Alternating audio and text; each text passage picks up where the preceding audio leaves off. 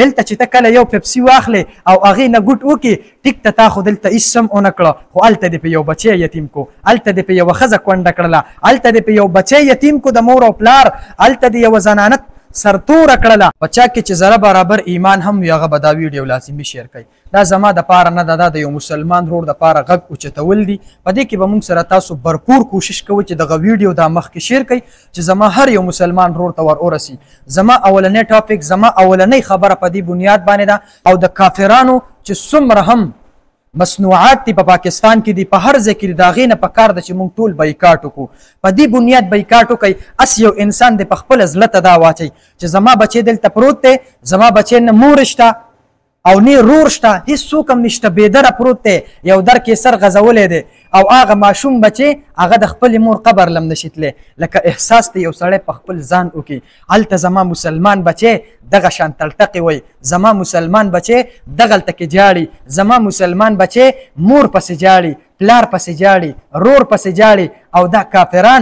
دا کافران هغه د دې مسلمان سینې ته نه ګوري چې په دې سینه کې څومره درد پروت دی دې کافر ته خو دا احساس نه کیږي چې دا خو وړوکی ماشوم دی چې د الله د طرفه په هغه باندې څه حکم نشته د الله د طرفه په ده باندې هم څه فکر نشته او ما ورته یې څنګه یتیم پرېږدو نو هغوی په زړه کې خو رحم نشته خو زمونږ په زړه کې خو به دا رحم وي که نه که مونږ چېرته هغې سره جهاد نشو کولی هغې له پیسې نشو ورکولی د هغې سره نور څه امداد نشو کولی دومره خو کولی شو چې د دوی د څومره مصنوعات دي چې د دې ټولو نه ما ورته بایکاټ وکړو بل حکومت ته هم دا اعلان کول غواړم چې تاسو په پاکستان کې هم یو حکم قایم کړئ چې په کم دکان کې یا پیپسي پرته ده یا د دې نه علاوه د هغې څومره مصنوعات دي چې دا پراته دي چې دا د هر دکان نه ختم کړي یو ټایم ورله ورکوي د هغه ټایمه پورې ختم نه کړه دا دکان به ورله مونږ هغه ختمو تاسو دا اعلان وکړئ بل چې په پاکستان کې څومره دا کیپسي دي تاسو وګورئ دغه اوټلې دي په دې نوم باندې د کیپسي ډېرې کولاو دي اوس هم کولاو دي زما ستا د مسلمانۍ جذبه څه شوه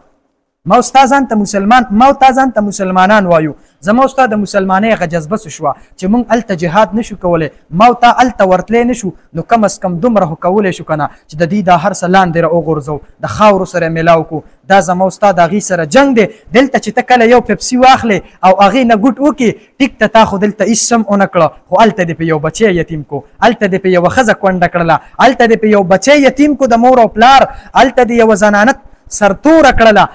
تاله دومره احساس نه درځي ته چې کله پیپسي رالي د دې په ځای ډیوټي ټایم راواله ته چې کله سپرایټ رالي د دې په ځای ته سپسي کولا راواله یا بله کفني راواخله زما د مسلمان رور خو ده که نه ته ورشه ته هغه راواخله نو کم از کم دومره نفس جهاد خو ورسره کولی شئ بل د فلسطین دپاره تاسو لازمي هر ورځ په هر منځ کې دا دعا کوه چې رب کریمه زمونږ مسلمان ته تکلیف دی زمونږ مسلمان باندې سخته ده یا رب کریمه دغه سخته پې اسانه که